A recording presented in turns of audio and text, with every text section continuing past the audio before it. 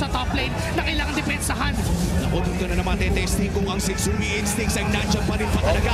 Kalahating buhay para dito sa Lord, kalahating buhay para kay Setsumi. I-reset na naman ito ng Onyx Philippines at kailangan naman sumunod dito ni Sean. Pero hinahanap ng isa. Nandito na revitalize, pero mapapaflick pa lang yung si Prince. Doon yung final sa Sigel ata magiging target na pero flicker na gamit din. Sigel Loy, naku isasakripisyo na ata ang kanyang buhay. Pero Sigel, tinitibayan lang talaga ngayon. Federation na gamit din Super Prince.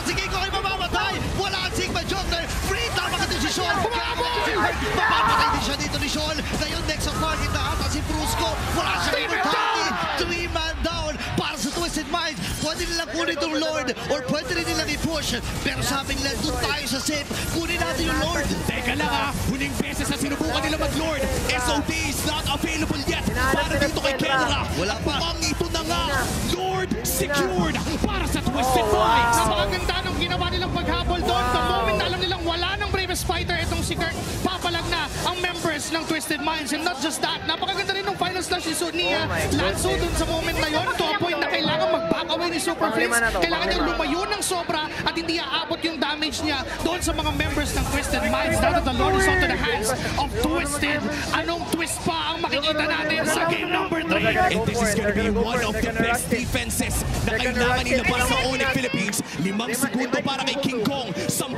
para kay Kirk and Brusco, at 5 ang ipapadala ng Twisted Minds. AOG, hindi lalabas sa isa, pero nandiyan na yung Lord. Wala din naman pero yung Lord dito pwede natin dito ang Twisted Minds. Federation na gamit din ni Super Prince.